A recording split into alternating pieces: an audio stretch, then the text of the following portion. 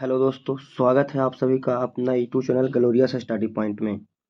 आज हम आप लोगों को हिस्ट्री का फर्स्ट चैप्टर का ऑब्जेक्टिव कराएंगे।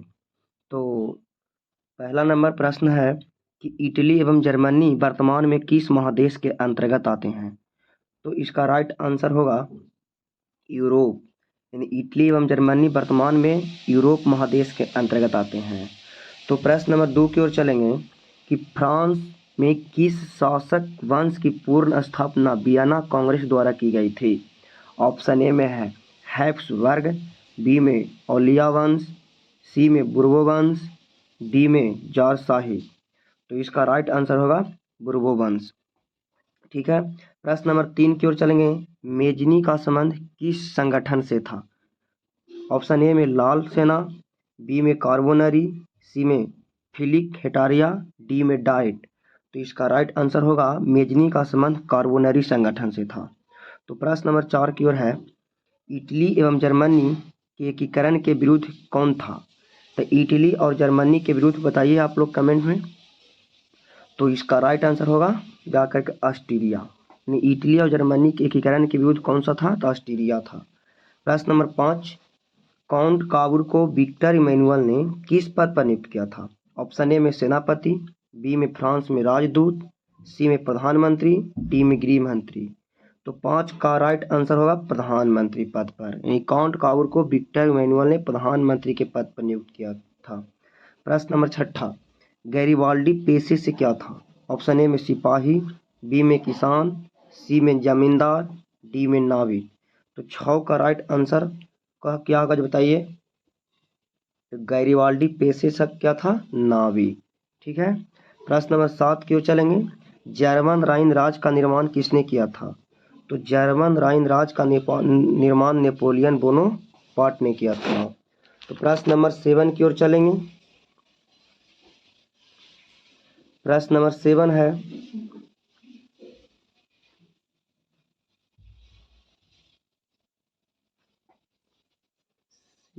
तो हो गया 8।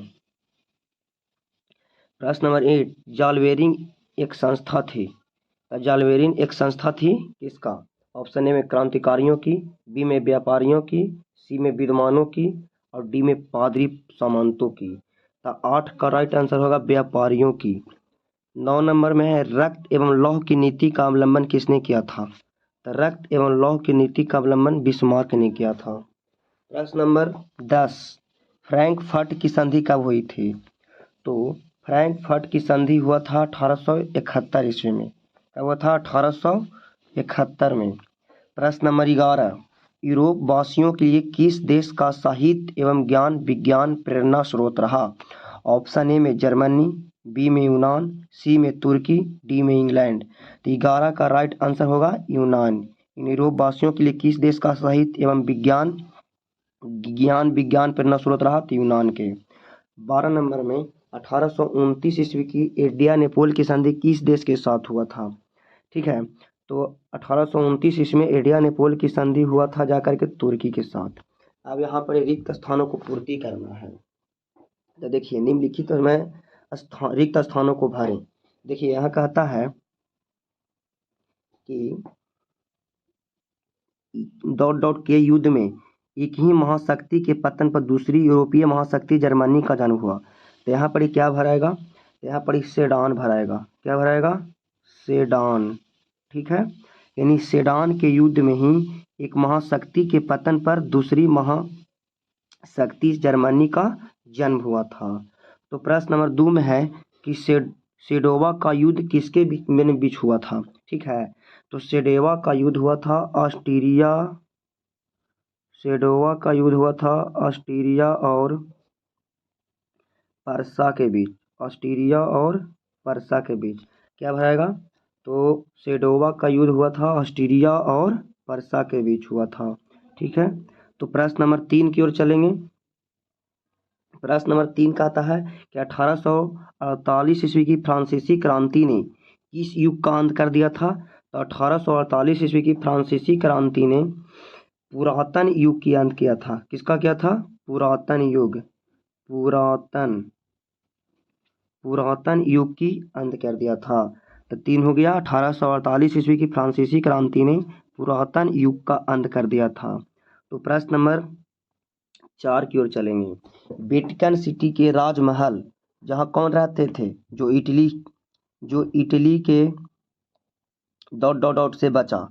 तो इसका 4 का ऑप्शन भराएगा कि वेटिकन सिटी के राजमहल जहाँ पोप रहते थे। कुछ भरेंगे, जहाँ पोप रहते थे, है ना। वेटिकन सिटी के राजमहल जहाँ पोप रहते थे, जो इटली के एकीकरण से बचा था। जो इटली के एकीकरण से बचा। वेटिकन सिटी के राजमहल जहाँ पोप रहते थे, जो इटली के एकीकरण से बचा। ठीक है। तो प्रश्न नंबर 5 है, यूनान को एक स्वतंत्र राष्ट्र घोषित करने के बाद बाइबिरिया के शासक को वहाँ का राजा घोषित किया। यानी किसको किया, है ना। यूनान को एक स्वतंत्र राष्ट्र घोषित करने के बाद बाइबिरिया के शासक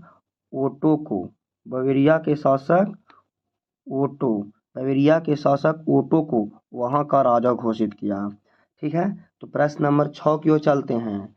हंगरी की राजधानी कहाँ है? तो हंगरी की राजधानी कहाँ है? जो जानवे करते हैं, बुडापेस्ट। कहाँ है? बुडापेस्ट है। ठीक है। तो हंगरी की राजधानी कहाँ है? बुडापेस्ट। ठीक है। तो अब चलते हैं आगे की ओर। निम्नलिखित समूहों का मिलान करना है। ठीक है। तो इसमें है यहाँ ऑप्शन है दिया, समूह आ समूह बा में मिलाना है। देखिए, तब मेजनी जो था ना, तब मेजनी एक इटली के था। कहाँ के था? इटली के। ठीक है। और हीगेल जो था दार्शनिक था। हीगेल क्या था? दार्शनिक। ठीक है। और बिस्मार्क जो था ना, ये जर्मनी का चांसलर था। बिस्मार्क जो था जर्मनी का क्या था? चांसलर। और बच्चिया कौन? Victor Emmanuel. तब विक्टर इमैनुअल एक राजनीतिज्ञ था। कुछ था? राजनीतिज्ञ। ठीक है। अब चलते हैं इसमें। देखिए, वियना सम्मेलन। तब वियना सम्मेलन कब हुआ था? तब वियना सम्मेलन 1815 में हुआ था। ठीक है। और मेटरनिक का पतन हुआ था जाकर के 1848 ईस्वी में। ठीक है। मेटरनिक का पतन 1848 ईस्वी में हुआ था। और इटली का एकीकरण 1871 में हुआ था। और सेडान का युद्ध हुआ था 1870 में। अब बच गया एक और, इसको मिलाना है। देखिए, कोसूत। तब कोसूत है ना, जो हंगेरियन राष्ट्रवादी नेता था। कोसूत जो था हंगेरियन राष्ट्रवादी नेता था। और एडियानोपोल की संधि हुआ था जा करके, जानवे करते हैं। एडियानोपोल की संधि हुआ था 1829 ईस्वी में। यूनान की स्वतंत्रता मिला था 1832 में।